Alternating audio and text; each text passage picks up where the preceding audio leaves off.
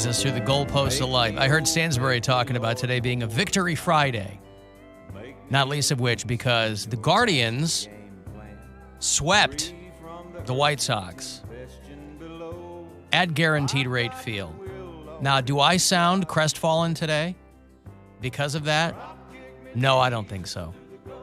Because the Guardians are way out in front in the division. Yep. And the White Sox are second. And sometimes, as I was told by the Northeast Ohio Regional Sewer District on Twitter, there's nothing wrong with being number 2. And so, much like my Chicago White Sox are number 2 in the division, this show ended up being number 2 in the Cleveland scene. They still do Best of Cleveland, which I didn't realize was a thing still, and we got number 2 Woo. in favorite radio show. So congratulations to not only the Cleveland Browns, but the Cleveland Guardians. Everybody had a hell of a Thursday night. Kevin Stefanski becomes the first Browns coach to beat the Steelers 3 times since Bill Belichick. Damn. None of the other coaches for the Cleveland Browns, and there have been many, were able to complete that task. It's the old Stanford band play. Back at the 4-yard line. Into the end zone it goes, and the Browns are going to recover there. That's going to be a touchdown. There's no extra point, but that may be meaningful to some of you. And you know who I mean. 29-17, the Browns win it. Is he talking about gamblers? Is that what that reference is? Yeah, I think so. Okay. Why does he dance around that? Like, I think because he's still pretty old school. I see. And I don't think back then when he was the guy, Al Michaels, they weren't talking about gambling at all. And now it's becoming, it's legal in most states now, and the NFL's partnering with sports books, and so it's not as looked down upon, but it would still be weird for him to even acknowledge. Yeah, but he's on Amazon Prime now. Well, he might be an old school guy, but he's he's in the 21st century. Anyway. Yeah, but he's not running Amazon Prime football. Like, he will be. He's still doing the same things he's always done. I know. I'm just waiting for them to, because they're going to start giving him copy to read in between, about whatever sports betting platform they have a prevailing interest in or whatever. Prime betting. I'm Al Michaels. 29-17 the final last night. It was a nice way to come off that horrifying Jets loss. There was a moment, I caught part of the fourth quarter, and there was almost an amazing catch by one of the Steelers players, Pickens, I think. One-handed. Well, he had one in the first half. I saw that highlight. But this one was at the end of the game, and he almost pulled it in again. But then it was intercepted, but then the guy that intercepted it was out of bounds. But it was so close to being another one of those moments. I'm like, this is going to kill people in Cleveland. If they lose this game again, like if they lose 2 games back-to-back where they had great leads, the town is going to burn. You can't do that to the people. I was panic farting towards the end of that game because I was like, man, we've seen this a lot of different times. We've seen this. Unfortunately, Terry the Goat doesn't get credit for last night's make a pick. Because you didn't make a pick, Terry. No, she didn't. She ended up with Steelers and Browns in her winner's basket. So I don't know what that means. We can't infer what she meant by that. But she does not get credit for last night's Browns win. But she did give me 8 other picks. Monday Night Football is Giants-Cowboys. And then on Tuesday, we'll know how she did. But so far, she's had a rough start to the season. So Terry the Goat picks the games for us. And I've heard from a number of people who are using Terry when it's time for them to call their bookie. Ooh, there are people who talk about old school. There are people who still have bookies. There you go. So, but and I'm not cheering for the Browns, but I still like seeing the Steelers lose. Like that was nice. Mitch Trubisky from Mentor, Ohio, their quarterback. I think it was an inside job. He's an inside job. We got a guy on the inside now, and he is doing a great job of making that team stink. I like how people were giving Al Michaels a hard time because he had made a comment about Deshaun Watson. And people immediately took him to task for saying the wrong thing about Deshaun Watson. It wasn't anything inflammatory at all. It was nothing controversial. He's not that guy. That he must only use team massage therapists for the remainder of his career. Kaylee, if $230 million guaranteed doesn't motivate you to do the things you need to do, I give up. That was his comment. Boy, if And that kind of people money. got mad at him for that? Yes, because, it's about the money. Why didn't Al Michaels mention all the women? He's doing a live football broadcast. Is he expected to rattle off these women's names? I want to hear them all. The situation's been talked to death, by the way. Right. It's making it a passing comment. The female sideline reporter is throwing it to him, essentially. And Al Michaels referencing his contract as his primary motivation, which it would be for most people. $230 million. What is he supposed to go off on a tirade about Deshaun Watson and gender politics? Give me a break. Nothing inflammatory about that. But, of course, you can't say anything without people getting bent out of shape about something. So, although I'll tell you, last night at the Cox Out, had a fantastic time. I love the night games. I know we have a Monday night one we're going to do. I think Halloween night, the Browns are playing Monday Night Football. We'll be doing the Cox Out down at the Ivy. And there were a lot of Steelers fans there, of course. Some come in from out of town, some are here. And there was a woman there, lovely, lovely black girl named Faith. I think the MMS Instagram account might have, we've posted her sign. It was the nicest sign. It just said, the Steelers can go jump in Lake Erie. It was hand-drawn, when you have cities where they're like throwing batteries at people and they're screaming expletives as soon as they walk by. Such an extreme. She had just the loveliest sign, hand-drawn, the Steelers can go jump in Lake Erie. I was like, yes, they can go jump in Lake Erie. Oh, there it is. Look at them. So nice. Also, I like that it's not even a big sign. No. It's like It's like sheet an 8x10. of paper. Yeah. She went, before she left home, she went into the printer, opened up the bottom tray, took out a clean white sheet, and I think it's black and white. I don't even think there's any color in it. But I'm up in the booth, and, I'm on the mic every so often, and I had to give her a shout because it was just the nicest. Still. It's good, clean fun. Yes. That's sportsmanlike conduct, as it were. Some people go too far and they get personal and then they start fighting. This is a nice, silly thing. Go, you know what, those Steelers, they can jump in Lake Erie. Take that. Adam is one of our bureau chiefs. He sent you this, too. Adam's Yeah. one of our bureau chiefs in Pittsburgh, and he goes, isn't this a great, he's no homer. He goes, isn't this a great photo of sad Steelers fans surrounded by happy Browns fans? All anybody's doing here today in Pittsburgh are whining. Well, I'm like, well, listen, Steelers fans aren't used to losing, and they sure as hell aren't used to losing to the Browns. So, they've had it good for a very long time, and it's hard to get out of that. Imagine an alternate universe in which you lived in a city that had a Super Bowl champion in it multiple times, a Super Bowl champion, or at least a massive, one of the winningest teams. Right. Think about that. If the Cleveland Browns were synonymous with amazing football, after a while, you'd become accustomed to that. That's how we were with the Jordan Bulls. That's how people were here with the LeBron Cavs. You're expected to hit certain heights. You get used to it. Yep. You just take it as part of the scenery. But it ain't like that. I made a Deshaun Watson reference at the Cox Out last night that I thought. What'd you say? I said, obviously, there are some people who might. How did I put it? I said, there are clearly some people who might have some issues with some of the Browns' personnel decisions. But if you're having a hard time with it, just go talk to somebody here in a Roethlisberger jersey because they're used to it. Which is a throwaway. It was I whatever. like it. Yeah. Sometimes things like that will get a big groan from the crowd. Big cheer. Nothing. Nothing. Nothing. Wow.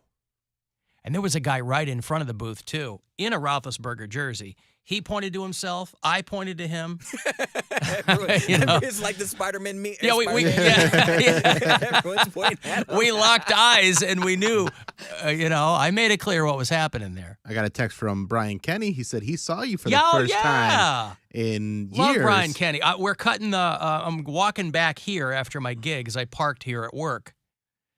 And I'm walking back, and I'm cutting on the far side of Public Square from here, so like Rockwell Avenue or whatever. I cut down 3rd, and then Rockwell, and I'm cutting through. And there's just one dude on the street next to a Lime scooter trying to fire it up. And I think he goes, "Hey," and I turn around, and it's Kenny. Yeah. I go, "Hey, man." I didn't see. It was nice to see him. I haven't seen him in a long time. I saw Mike Polk last night. I saw a couple of people that I haven't seen in a while. And it was nice to see him. They're working stiffs, you know? Yeah. I mean, Brian works for Barstool Cleveland. He does Barstool stuff, yep. And, And Polk, he's Ken O. Yeah, Is he he's still Ken O. Ken O? He's still Ken O. Yeah, for the Ohio Lottery. And Brian said that shortly after he saw you, he did get that scooter to work. Yeah.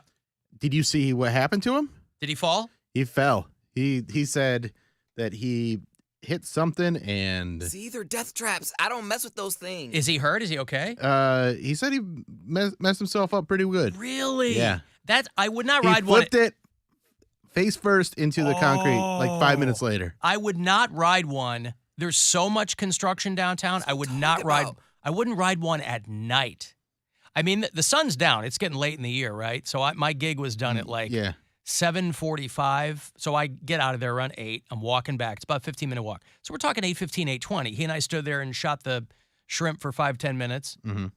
Oh, that sucks. No way, man. Like that's what I'm talking about. Like I want to do one of those, but it's like I would not do it after dark. I didn't even know they worked after There's dark. too much chopped up. I mean, right here on uneven Euclid Avenue. pavement. Oh my God, right here on Euclid Avenue. Just walk down the regular sidewalk, and there's like these dips and divots. And I go, what is going on here? There's this spot on Lake Avenue that I have to constantly remind myself because that's on my way to work, and they repaved like in Lake. Oh, you come in along yeah. the lake. And it's smooth. Like it used to be like a pothole nightmare, but now it's nice and smooth. But there's one part where there's this divot, and if you go through it fast, you like up and like launch yourself. Duke's a hazard. And I have to like they have an orange spray paint around it so that people know, hey, there's like a little dip here. But it's so scary when you do that because you're just like, oh no. I think I'm going to have to go to Terry's. North Coast Auto. Oh, my God. When you've lost Poundcake, you've lost everyone. No, He was your last booster. No, can dig the plug. So congratulations to the Browns. Al Michaels, by the way, also noting that in 53 years, the Steelers have had 3 head coaches, and the Browns have had 21 in that same time frame. When I moved to Pittsburgh, it was Bill Cowher.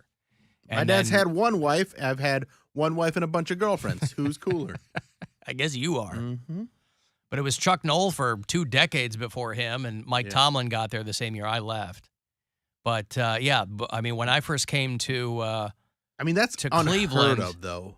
Oh, yes, that is true. Those are sports, 2 extremes. Those are very – I mean, you even look at a franchise like the Cowboys or Green Bay, they still have had more turnover than that. That is insane to only have had 3 coaches. Even the Patriots, who have had Bill Belichick for over 20 years now, probably have had at least 6 or 7 coaches in their existence. Since I've been in Cleveland, it's been Eric Mangini was the coach of the Browns when I came to Cleveland.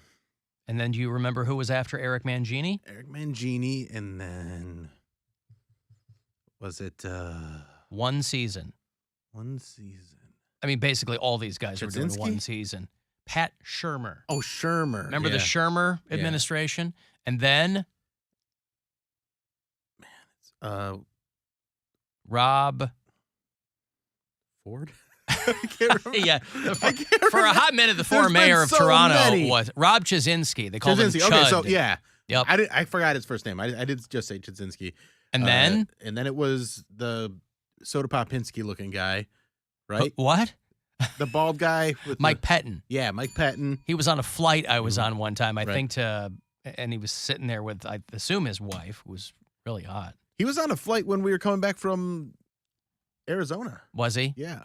Yeah, he's with the Vikings now or something. I mean, Chudzinski is with Boston College. Who was after Mike Patton? After Mike Patton. Guy did nothing that season.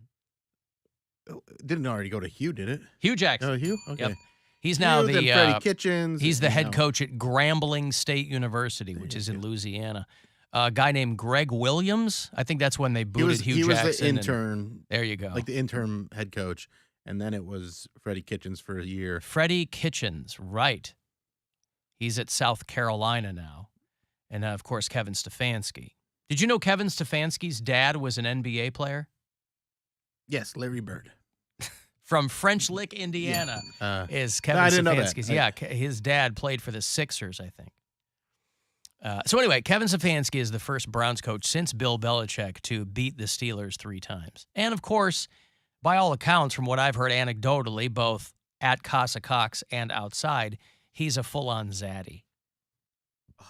Oh, did you see the I don't even understand. the daddy shirts all over the place?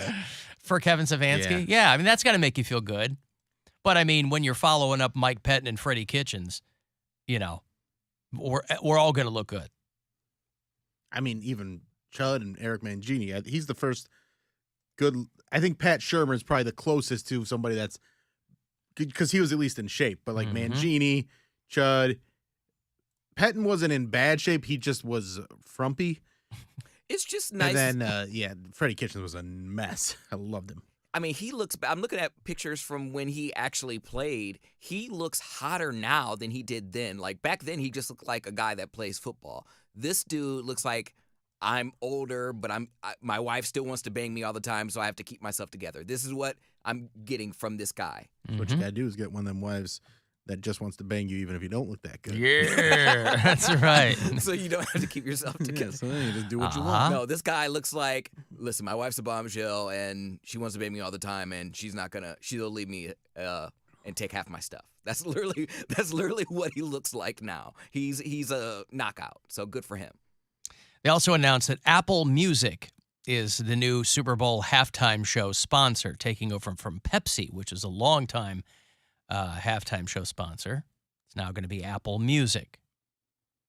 Super Bowl 57 is going to be at wherever the Arizona Cardinals play.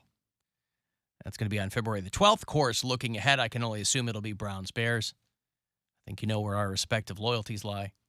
But that should be an boy. You thought the halftime shows were bad before. Wait till Apple Music gets there and it just books their highest streamers for the halftime show. It's just U2 every year. It's going to be Steve Lacy. It just shows up. It's going to be Steve Lacy and Rod Wave up there. You're going to have anybody over 25 is going to have no clue who they're looking at. There was a story that came out today that it might be done by Taylor Swift this coming Super Bowl.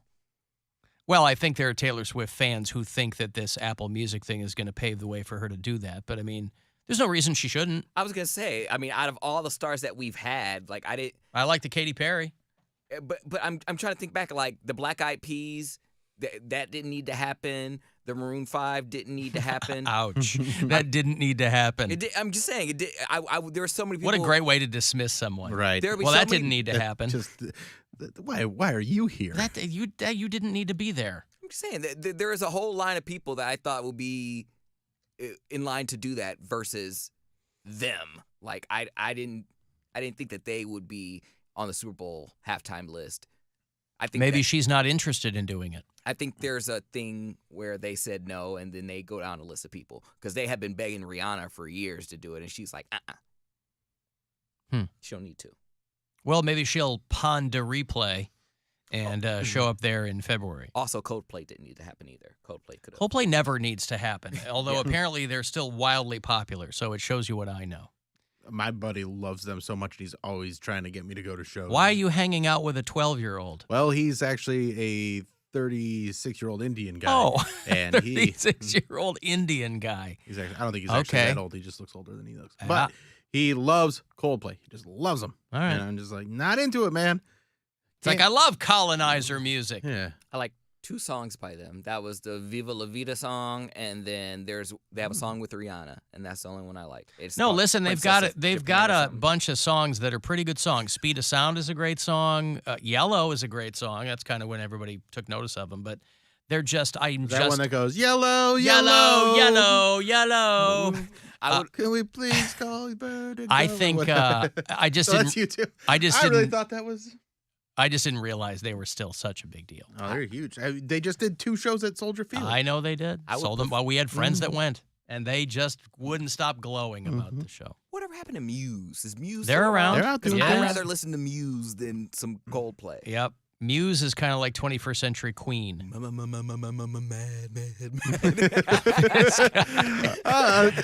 Poundcake's music knowledge always blows my mind. I know. The fact that he all of a sudden just throws out Muse and then can sing a song. That was my. You're forgetting that was top 40, and I used to do top 40 radio in college, and that was on the exact time. I was like, Yeah, but what I is this? never knew that Muse was top 40. I just knew It was Muse because it was just very popular alt rock when I was in my early 20s. And on Guitar Hero. Yeah. And all They that had stuff. that song, and then they had that song. They will not Yeah. talk. I forget what song that was, but that Uprising. was Uprising. Yep, that was it, and that was a crossover. It was hit. getting used in TV shows and things. Maybe they should get Poundcake music to be the halftime sponsor. I'll do it. Yeah. I wouldn't mind seeing a Muse halftime show. Sure. They would never get picked. They're not big enough, but Muse would be a lot of fun.